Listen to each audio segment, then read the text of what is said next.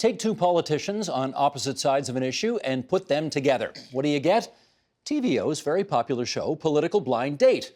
The third season kicks off tonight, right after this program, and we're pleased to have the unlikely pairing from that first episode with us to talk city finances. So let's welcome Gary Crawford, Toronto City Councillor for Scarborough Southwest and the current budget chief for Ontario's capital city, and Shelley Carroll, Toronto City Councillor for Don Valley North and a former city budget chief. Welcome to both of you. Thank you for having us. You haven't seen the show, have you? Not yet. No. I've seen the show. Oh. You two are very cute together, I gotta say. Very cute. Would you like to see just a little snippet of the show? Would Oh, love to. yes. Would absolutely. Okay, we'll show you a little snippet right now, but then you're gonna have to wait till 9 o'clock to see the whole thing. Sheldon. Do I still think we have the ability to continue what we've been doing over the last 4 or 5 years, keeping property taxes low while keeping the investments up? I still think there are opportunities there, and I'm talking about within. What I can say is it's getting harder and harder to do. On the operating side, if you want to see efficiency, here's the real truth. In 2014, when Gary was budget chief, we were spending $4,500 a year on every Torontonian. We're now spending $4,300. Excellent. So we're finding efficiency, but it's not going to get us to 2030. We got to have the how are we going to get there conversation real soon, or we're just going to be stuck having this fight. So that clip basically outlines the differences between you two. You are much tougher on keeping taxes lower. You are looking for revenue enhancements, I guess they call, to take care of the demands for city services going forward. Right. I wonder, go ahead, Mr. Budget Chief, you first. Is the city currently having big picture conversations about how it's going to finance its future? Listen, first of all, yes, of course we do. We are always having the big picture conversation, especially when we're looking at, on our capital, we do a 10-year horizon. Every 10 years we look at that. We review it every year. But of course, we can't go year by year. In fact, I think one of the changes or modernizations we're doing with the budget process in about 2 or 3 years is getting to a multi-year planning, where instead of year by year, we go and we kind of do this fight, do this little dance every year. We want to get to the point where we can look at a 4-year horizon, do budgets, do the planning over a number of years, and get to the point where, as I said, we're not having this constant fight every year to balance the budget, but we look at the longer horizon. Shelley, in your view, is the city having the kinds of conversations it needs to have to explore other alternatives for raising money as opposed to just property taxes, fees, begging from other governments? See, to me, that is the big picture. It's a much bigger picture. There are cities throughout North America who really coming right out of the Great Depression, starting in the 30s, starting in the 40s, started to look at cities' funding formulas beyond property tax. And so for decades and decades now, places like Chicago, places like New York, but even Houston, Baltimore, all sorts of cities have gone beyond property tax. Their property tax is only about 18-20% of the budget. Getting to higher taxes means not higher property taxes, but other taxes, sales taxes, payroll taxes, which helps you to capture the regional wealth that is really created in your core city. That's the really big conversation, and it's an intergovernmental conversation and kind of a revolution in Canada. Can you imagine a future, Councillor Crawford, where the city is allowed to levy its own income taxes, or the city is allowed to levy its own sales taxes, that kind of thing? Can I see in the future? I think, first of all, it is in the future, present governments and where we are with our partnerships with the federal, provincial government, and mainly the provincial government. Those are the ones who hold all the keys to our success. I don't see that in the future. When you're looking at present government, prior government, we have looked at, we've got the City of Toronto Act, of course, that gives us some more flexibility, more powers, but that province still reins us in when they feel it necessary. So would it be great to have that conversation? I think what's critically important is when you look at a mayor such as Mayor Tory, he talks about the partnerships, how incredibly important those partnerships are, and he's been working hard at both the provincial, federal government partnerships, and he has been successful. I think that's the kind of tone you need with those two governments, is having a leader who can have those conversations. Because I think that at the end of the day, I mean, they do rein us in when they feel like necessary. But that's the challenge we have. It is what it is. Sorry, Councillor Carroll, let me ask you the question that emerges from that, which is, back in the day, Dalton McGuinty's government did pass the City of Toronto Act, which was supposed to give the city more powers to, seek its own destiny, do its own thing. Right. Has it lived up to that promise in your view? Well, there were some limitations to it. We jumped for joy that we got that first phase. There was much ambition for what we could achieve in every 5-year review, though, because it stopped just short of that sort of revolution that would give you something like sales tax, that would give you access to the economy, really, is what we're talking about. The only access we have to the economy is how's the real estate trade doing? What does that mean to our land transfer tax? That was the only one of the suite of revenue tools that they gave us that really would provide a substantial revenue that was relatively affordable to collect. Every other one you would spend $15 million probably collecting it due to the complexity and get back 12 to 15 million. Whereas with land transfer tax, it's become almost a couple of percentage points of the budget at almost $1 billion. Who was the city budget chief who came up with the land transfer tax? Well, land transfer tax is an interesting thing. It came out of the Depression as a municipal tool, and in American cities, it started first in cities. I thought you put it in Toronto. Oh, in Toronto, I introduced it. Here in Canada, it was a provincial tool. They saw what was going on in the States after the Depression, but it was provinces that had all the power then, and they said, what an interesting idea, capturing land value in a taxation form like that. So it's in provinces' revenue pots, and we were given that tool. When we looked at all the tools they gave us in the City of Toronto Act, that was the only one that for relatively low cost, we could make a big difference to our budget. Gary Crawford, let me throw another idea out here. We just had a conversation with a bunch of sort of municipal analysts one of whom said, if you went from, boy, eyes are going to glaze over, so be patient here. If you went from cash to accrual accounting, and you used all of the assets that the City of Toronto has as a means of kind of showing, look, we could go borrow a lot of money and therefore pay for these services by using our assets as a backstop to borrow money, we could provide a lot more services. Is that something you would be in favor of? So first of all, you are right. If we go to an accrual system, we will be able to leverage our assets. And we do have a lot, when you look at the assets of the city, huge amount of assets, and like most municipalities. The challenge, of course, is it's really a fundamental discussion more with the province, because we are regulated to do balanced budgets every year, hence the cash basis that we use. So if we're looking to go to an accrual basis, it really has the conversation has to actually start with the provincial government to allow us the ability to do that. But unfortunately, we don't have that ability. As much as we'd like to discuss it, and are there opportunities? I think there are opportunities. But the federal budget's allowed to go into deficit to pay for stuff. The provincial budget goes into deficit to pay for stuff. Cities have to balance their budget by law. We have to balance the budget. Would you every like year. the opportunity to go into deficit, again, backstop by your assets in order to pay for more services? Myself, I mean, I'm very comfortable with the process we have. Now, the idea that we balance the budget each year, and we issue debt, which changes, that formula a bit. For capital, though. For capital, but the ability to come back every year and know that you have to balance your budget. And as I said, there are ways you can sort of move money around a little bit, not a lot. But I think, that's the system I'm used to. I haven't had that opportunity to look at the other levels of government. That where I think, the idea of forcing the city, to balance the budget every year is a good thing. It's like our home expenses. You got to balance every year. And that is, I think, a direction that I'm very comfortable with. Shelley, Carroll? Here, I'll make people's heads pop off. We could be much further in debt than we are, easily. I always ask, every year I ask, can we please add a slide to our budget that is, what is our debt per capita ratio? If we went broke tomorrow, how much will we have to ask of every property tax ratepayer to be solvent? Well, the answer in most cities is somewhere between $4,000 to $8,000. We'd probably have to ask over $8,000 in New York City of every ratepayer if they went broke tomorrow. In Toronto, it's around $2,000. Not that much. We're very under indebted versus the things we need. This year, you're going to see our debt go up a little bit, but it's really just to do one thing, the Gardner. We're going to rebuild that Gardner East section, and that's going to take up a lot of money.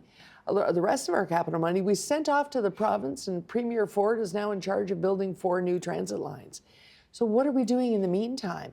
We actually could take on a little more debt, particularly given that the mayor has added this new levy. That means that we actually have more borrowing power, but we're not using it. And we have some very urgent needs right now. That levies for housing. You know, that's not there are a agreement. lot of kids who are engaged in violence right now for lack of community facilities to be in. They are failing in school because they can't be in a library till midnight, which would change the universe for many kids. To be where there's a printer and a computer and someone keeping you safe and getting your work done. We could be doing those things if we were willing to be honest about how much debt we can take on affordably and still keep this city going. Let's just remind everybody, you two are here right now because at 9 p.m. Eastern Time, you went on a political blind date, which we're going to show. Yeah. And you each had the opportunity to take the other one somewhere to make your point. You for holding the line on taxes, and you decided to take people to your... To my ward. To your and ward. To the people who I represent. And why'd you want to go there? Well, first of all, those are the people I represent. Shelley represents them too. But to get to their opinion on, the struggles that they have, whether it's a senior or somebody with a fixed income, the challenges that they have trying to maintain and keep a home in the city. I mean, these are property owners. The other side is people who can't afford a house, but the people who have homes and the challenges that they have on a daily, weekly, yearly basis to afford living in the city, which is a very expensive city to live in. So I really wanted to get their take and their impressions on taxes. And I want to get a sense about whether or not he, having taken you to talk to some ratepayers who said, look, we are strapped, we can't afford to pay more, whether that beveled your edges at all. Well, no, what I loved about talking to them was I got to go into a different part of the city and have a conversation I often have in my own ward. When I talked to them about, I agree, property tax is not where I need to be going every time I need more money, because you're in a lifestyle now that means that really, threatens your ability to stay in this house. Can we talk about the other types of revenues that are used? Other people in this city who have more disposable income than yourself or are still both working, those sorts of people, we're not capturing what the economy is giving them. They really wanted to have that conversation. And so that told me that it's not a fluke in my own neighborhood, that in fact across the city, I think Torontonians want to have this conversation. Property tax alone is not going to keep a mega city moving forward. Okay, now for your part of the political blind date, Yeah. you were, sorry, Gary, but she was a lot smarter than you. Scarborough, New York, yeah. You wanted to go to Scarborough, she wanted to go to New York City. You got to go to New York City to take Gary for the political, what was it about New York you wanted? Well, there's no real way to demonstrate in Toronto what it would mean to have those tools.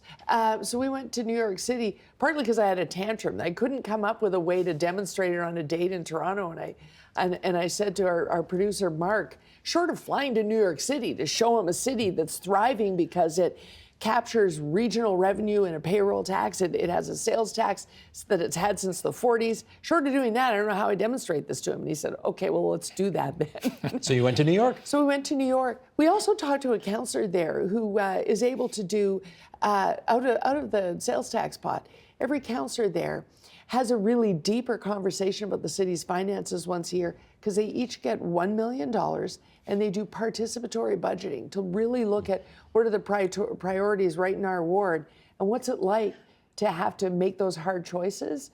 And over the past 11 years, it's made a real change to how they have the conversation. Now, you having gone to New York and seen all the different revenue streams that they have down there that you don't have, did that make you change your views at all about maybe allowing more revenue streams up here? So first of all, on the participatory budgeting, I've always been a fan of that, and actually getting us to see that in action, seeing $1 million to be able to spend in your community, you can see some tangible results. So on that, absolutely. When you're looking at the other alternatives for raising revenues, do I mind having the conversation? Of course I don't mind having the conversation. Where the challenge is when you're looking at, we can have the conversation all we want, but it really relies on the provincial government to enable us to be able to do those. That's where you kind of get into, great to say yes, if are we big enough city? Are we a big enough council to be able to say that we can manage our affairs if we have a sales tax? I think we are. I think we have the sophistication, we have the size. Listen, we're larger than how many provinces? The economy is the same size as Alberta and Quebec's pretty much. See, to me, that's a bit of a cop-out. We keep saying to people, but it relies on a provincial conversation. What if it relied on all of us? What if every viewer said, let's start that conversation. Let's germinate that conversation and keep going until the province can't ignore that conversation. See, that's it. Are you city. prepared to go to the province and say, look, I'm the budget chief. I know what we need. We can't get enough from the tax property tax base to do this. I need more tools. Will you please legislate? So again, with respect, it wasn't a cop-out, but what it was an acknowledgement that, in fact, we do have to continue that conversation. I fully feel that we are, mature enough to be able to have that conversation. With my counterparts at the province, so that's where I think we will agree, is we need to have the conversation. We need to push it a little further than we have in the past. And recognizing that we survive at the whim of a provincial government, regardless of what political affiliation.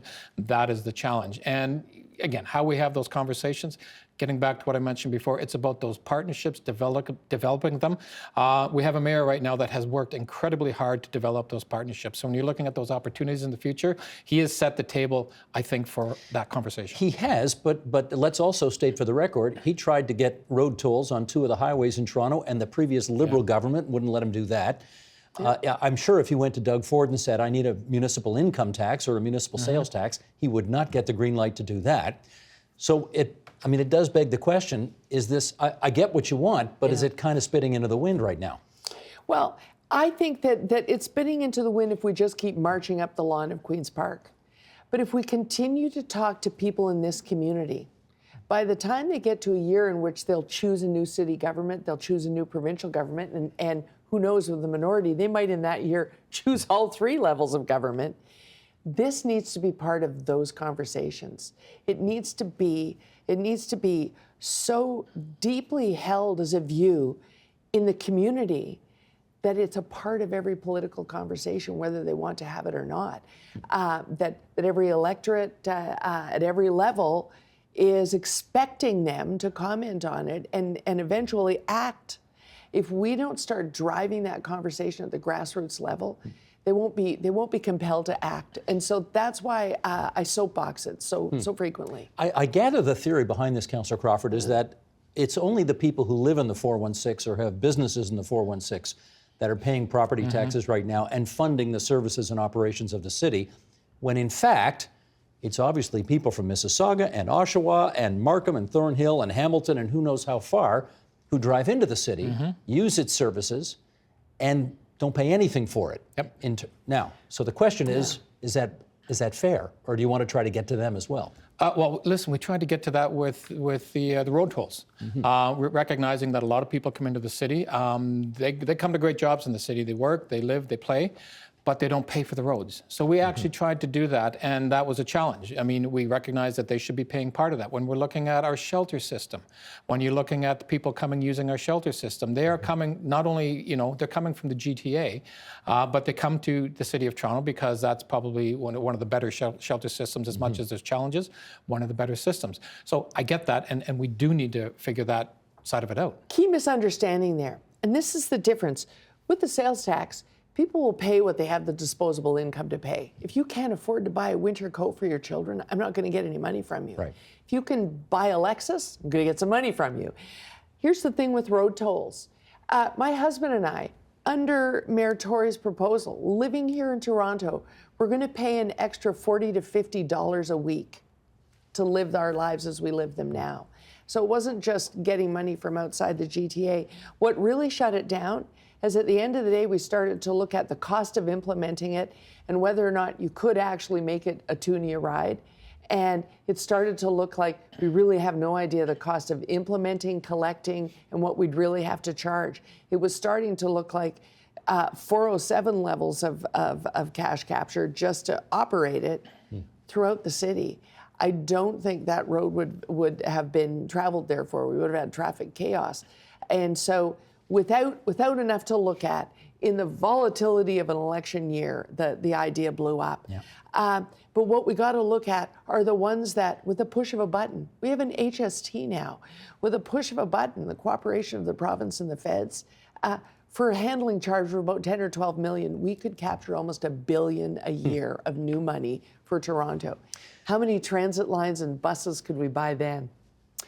Well, one thing we should say is you two were awfully good sports for agreeing to appear on Political Blind Date, and you're on right after this, so stay tuned. It was quite an assignment. It was. It was. That's Gary Crawford and Shelley Carroll, 2 members of Toronto City Council, both budget chiefs now and then. Thanks, you two. Thank you, Steve. Thank you. The Agenda with Steve Paikin is brought to you by the Chartered Professional Accountants of Ontario. CPA Ontario is a regulator, an educator, a thought leader, and an advocate. We protect the public. We advance our profession. We guide our CPAs. We are CPA Ontario. And by viewers like you. Thank you.